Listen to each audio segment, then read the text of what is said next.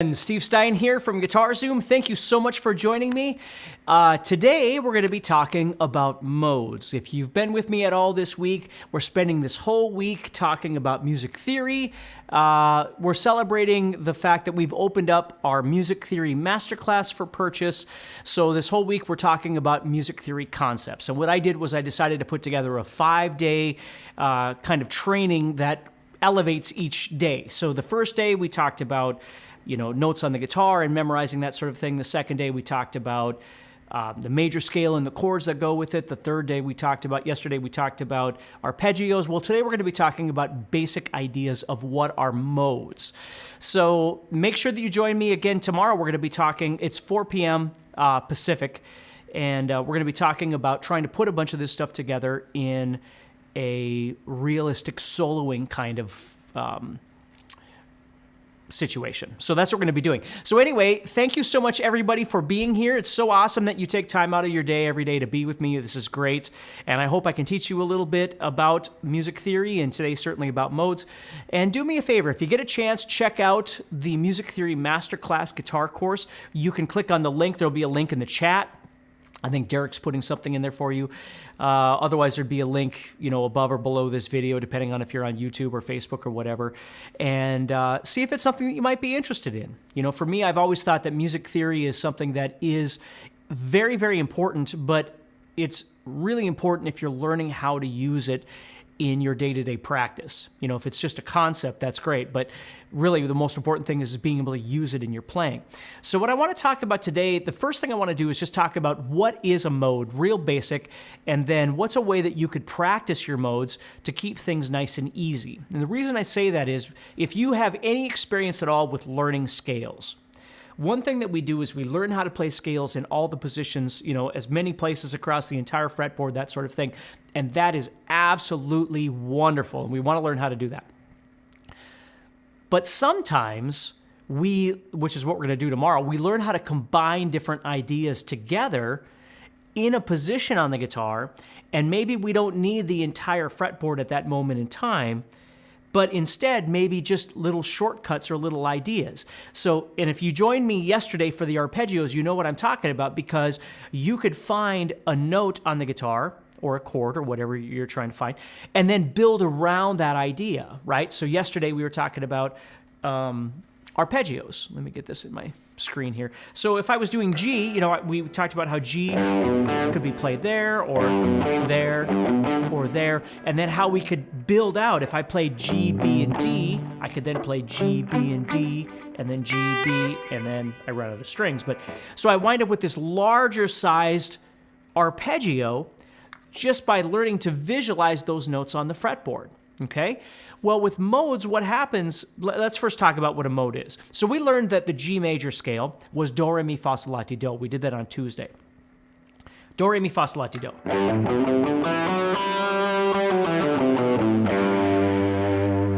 Okay? It's the major scale. It's kind of the scale that makes the whole musical world go round. Do, re, mi, fa, sol, la, ti, do. Okay. And that's great. We could play that in the key of G, or we could play that in the key of A, or we could play that in the key of D, or whatever. What happens, though, is, and I always use this analogy even though it's not completely true, but if we go back historically, far enough in history, prior to harmony, so before we learned to sing, two different pitches together, which creates chords and that sort of thing, if we go back even further than that, to where we were just singing things in unison. There was never harmony. We were just singing together, okay? And this is not a true story, but you'll understand what I mean. So if we go back to that time and we think about how we developed the major scale, right? So you have all these people singing together, and they're all singing the same pitches, and they're singing.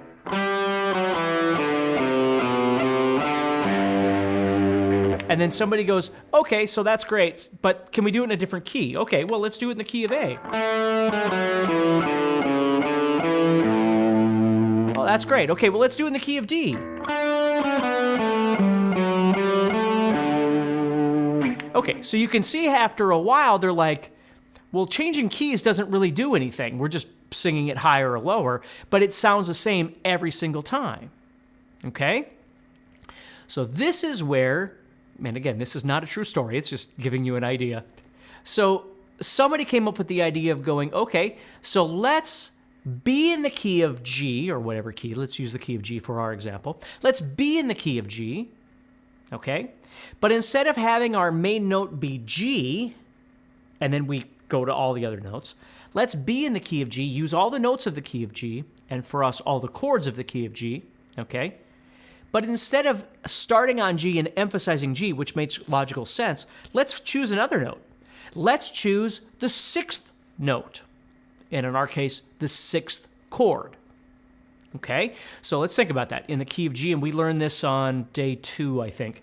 So if I'm in the key of G and I go to the sixth note,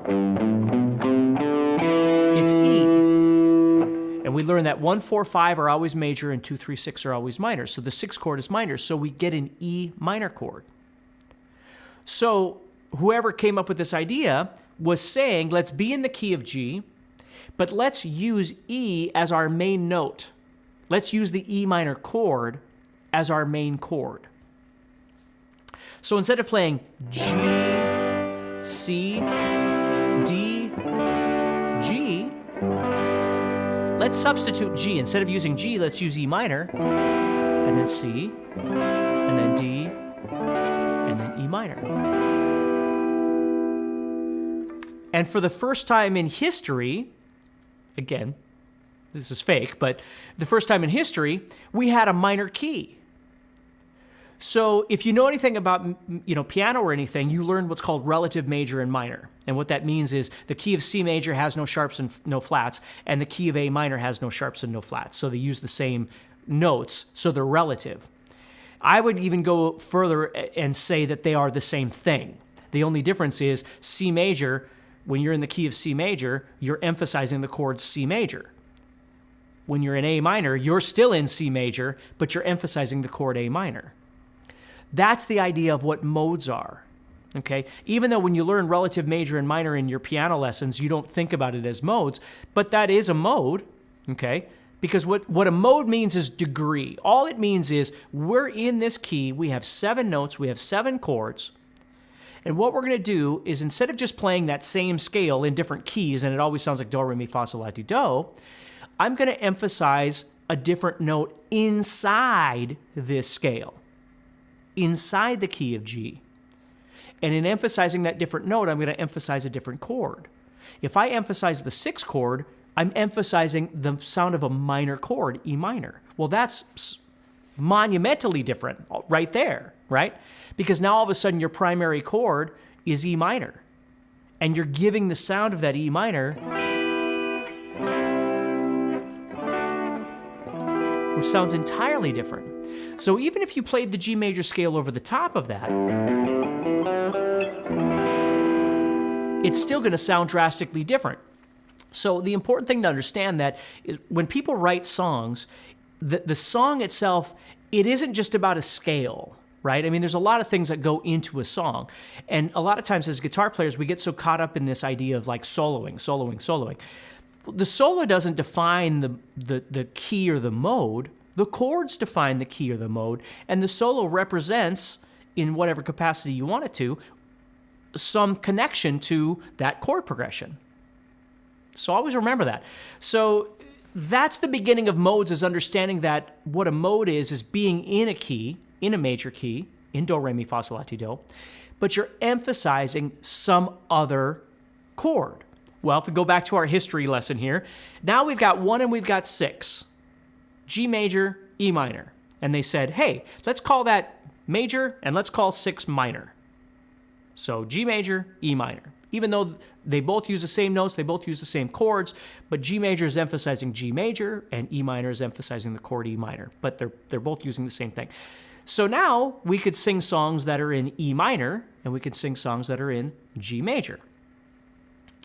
Again, even though they really are the same thing. The difference is the emphasis, right? But they're both using the same chords, both using the same notes, all that kind of stuff. Okay, well, that's perfect. So we have major and minor.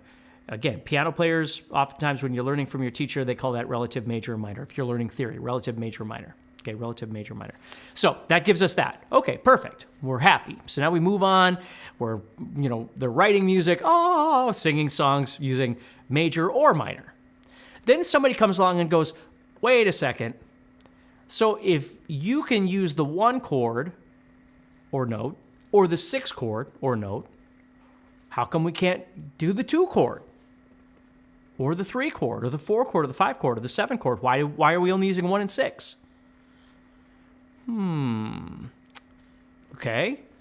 Let's go with the 2. Okay, so we're in the key of G, and now we have a 2 chord. Well, what's the 2 chord in the key of G? If you were with me on Tuesday, G major, the 2 chord would be A minor, because 1, 4, 5 is always major, 2, 3, 6 is always minor. And again, don't get freaked out if you don't know this stuff. It's okay. You can learn it all from Music Theory Masterclass, okay? So it's a 2 chord, which is A minor. Well, that causes some confusion because we can't just call it A minor, because if we call it minor, it means it's a 6 chord. That was the slang we came up with. Major meant 1, minor meant 6. Well, the 2 chord in the key of G major is also minor, but we can't just call it minor because people would think it's a 6 chord, and that would put us in the key of C. That's a different key. So that's where they started coming up with these names. Okay? So if you've ever heard these before, and if you haven't, it's okay, but if you have, Ionian means 1. It's a fancy big word that means 1. Dorian means 2.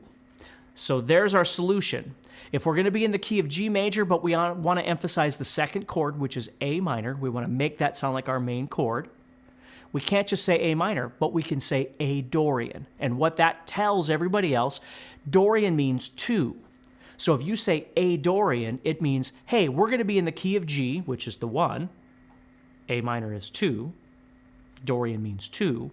So it's telling everybody we're in the key of G major, but we're emphasizing the 2nd chord, which is A minor. A Dorian means we're in G major, but we're emphasizing the A minor chord. Now, what would that sound like? Well, let's take our G, C, D, G, and instead of playing G, let's play A minor instead.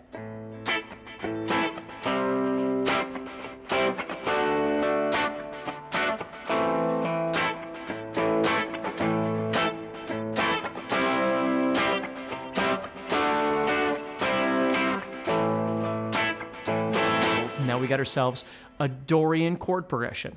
We're in the key of G major. We haven't left G major. I can still use that scale. Again, there's phrasing things and stuff that I would want to change about my approach. Like I wouldn't just want to play up and down a scale ever anyway. But those notes would work. So, Ionian means 1. Dorian means 2. Phrygian means 3. So Phrygian is minor, because if you remember, our 3rd chord in the major scale is minor. So Phrygian is just telling everybody, hey, we're in the key of G, but we're emphasizing the 3rd chord, which would be B minor in this case. Lydian means 4. Mixolydian means 5. Aeolian means 6. And Locrian or Locrian, however you want to say it, means 7. So if we go back to what we talked about on Tuesday, we learned that the 1, 4, 5 chords in the key of G are major. The 2, 3, 6 chords in the key of G are minor. So, and again, I know I'm rushing this a little bit because we only have so much time and I don't want to waste your time. I'm just kind of explaining this to you. So that means that Ionian, Dorian, Phrygian, Lydian, Mixolydian, Aeolian, and these are what you'd have to learn. And again, we talk all about these in the guitar course, okay?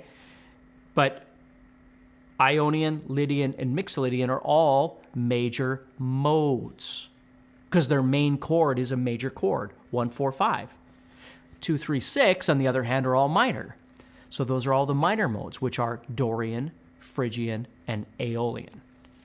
And then the diminished is the 7th. That's kind of the outlier. There is that 7th chord one, which is Locrian or Locrian. But again, I always tell people modes are so easy, they're hard. Because people make them way harder than they need to be. Okay? Where if you really understand that as soon as somebody starts talking about modes, what they're doing is telling you you're in a major key, but we're emphasizing some other chord in the key of whatever key we're in this case, the key of G. That's what it means. So when you hear a crazy word like Dorian, Dorian just means we're emphasizing the 2nd chord in whatever key we're in. If you hear Phrygian, it means we're emphasizing the 3rd chord in whatever key we're in. Both of those are minor. So it would have a minor kind of sound. And again, this goes back to our arpeggio day with the root, minor third, and the fifth, right? That kind of sound. If we're doing Lydian or Mixolydian, that means we're emphasizing the 4 or the 5 chords. Those are both major. So they're going to have a root, major third, and fifth sound. So hopefully you can kind of see how all this stuff is connected. And I don't expect you to understand all these things. Again, I just want to introduce you to these, and hopefully you can walk away with something that you can use from today. And if you need more information, please check out Music Theory Masterclass and see if it's something that could help you with this. Okay? So if that makes sense, so we started with just major. The world was just major, do, re, mi, fa, sol, la, ti, do.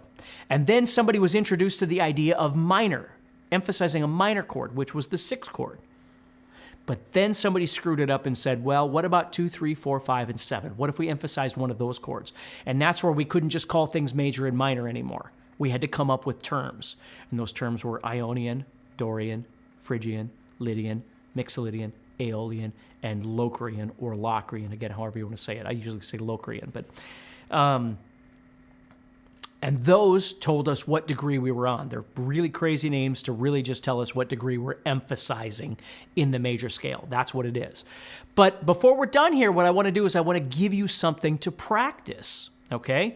So let's go ahead and just go back to our G major right now.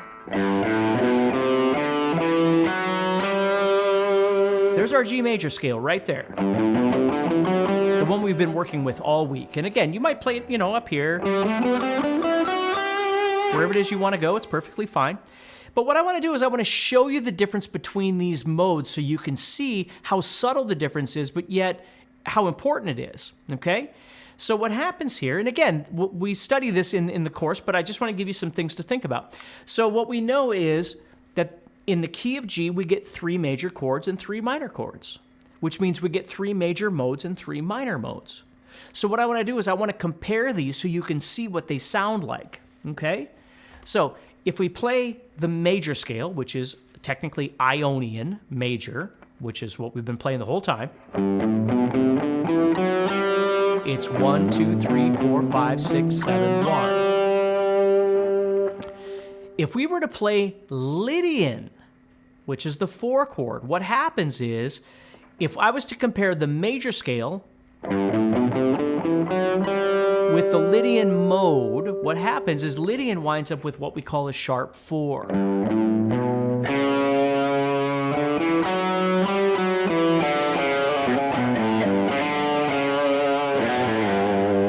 And you get a really cool kind of sound with that. Now again, understand, modes go further than the 20 minutes that we're talking about this sort of thing.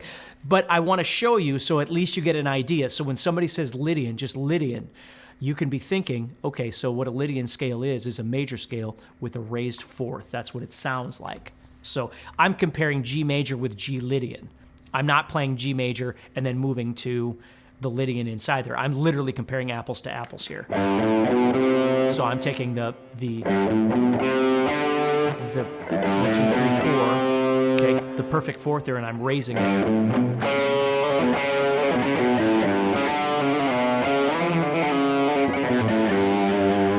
when I do that, it sounds like what we call Lydian.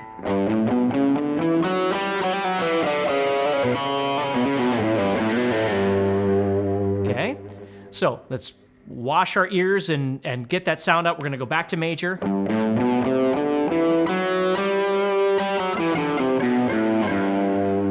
Now we're going to look at the other major mode, which is Mixolydian.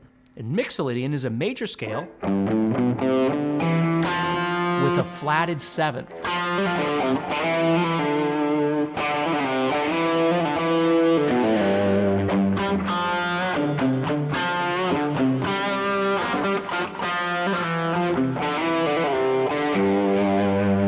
Okay, it's a cool sound, gives you kind of a pentatonic bluesy kind of.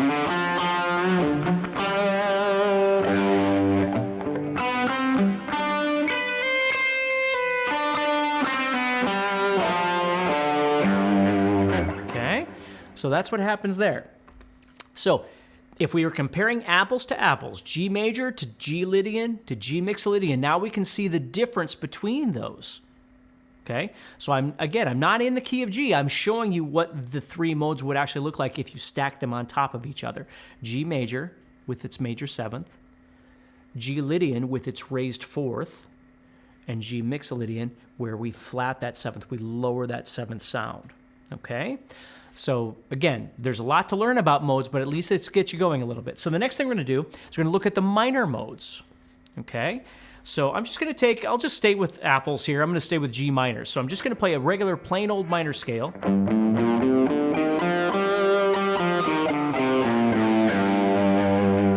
In the key of G. So I'm playing a root, major third, or excuse me, major second, minor third, perfect fourth, perfect fifth, minor sixth here, and then my minor seventh, and then my root. And it's okay if you don't know those, just kind of visualize what I'm doing here. So I'm playing, and again, you can watch this later and learn this as well. So I'm playing 3, 5, 6, 3, 5, 6, 3, 5. And that's just a standard natural minor or Aeolian scale, or what we call the minor scale. So if I wanted to convert this into one of the minor modes, because remember, again, in any major key, you get 3 major chords, 3 minor chords. Now, we're not in a key right now. I'm just showing you comparing scales to scales, apples to apples. So I'm showing you just a regular G minor scale, okay? If we wanted to do one of the other modes, the minor modes, what we would do is, for instance, if we wanted to look at Dorian, what we would do is we would take this minor scale,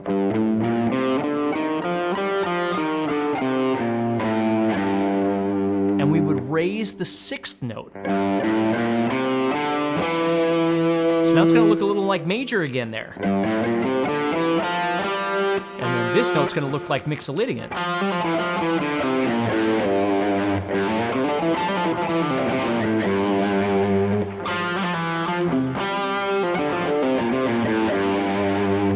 Okay, and you get some cool sounds.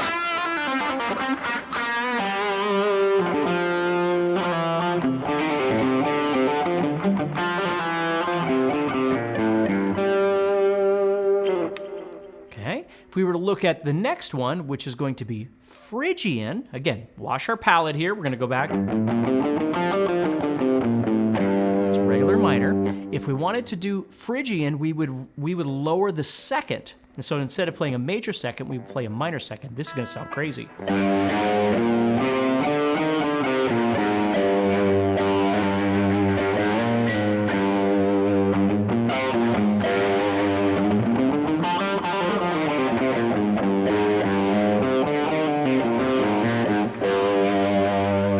Okay? So what happens is there's very subtle differences between each one of these things, but you can hear how they change. And every time they change, they're no longer do, re, mi, fa, sol, la, ti, do anymore, right? So there's really 2 ways to learn your modes. One way is relative, being in a key and learning that inside that key, we can emphasize one of these other chords inside this key. The other way to learn modes is to learn them relative to each other, kind of a parallel approach, if you will. So understanding that major looks and sounds like this, Lydian looks and sounds like this, and Mixolydian looks and sounds like this. They're all major, but how are they different from each other? How are they similar? How are they different? So that's 2 very different approaches to the way that you can learn modes. But at least today, hopefully you learned what is a mode, okay, by me telling you these crazy stories, okay? And then just really understanding the simplicity of the idea of the mode doesn't mean it can't get complicating. But if you back out and just understand, whenever we're talking about modes, we're talking about being in some key and emphasizing something within that key, okay? We still got to set everything up on our fretboard and stuff like that, but at least now you can also practice the differences between each one so you can see the differences in sound as well. So do me a favor, check out the guitar course, click on the link in the chat or in the description or wherever it might be. See if it's something that you're interested in. Thank you so much for your time, and hopefully you learned a little something. Remember, you can always go back and watch the other videos as well, whether it's on YouTube or Facebook or whatever it might be, and keep learning about this stuff, and then hopefully tomorrow you'll have time to join me again at 4 p.m. Pacific, is it? I'm in Central Time, 4 p.m. Pacific, so I always forget what the time zones are. 4 p.m. Pacific, and we're going to be talking about combining scales for effective solos. I'm going to show you some really cool little things that you can do to kind of add to your playing. All right, so take care, stay positive, and I will talk to you all very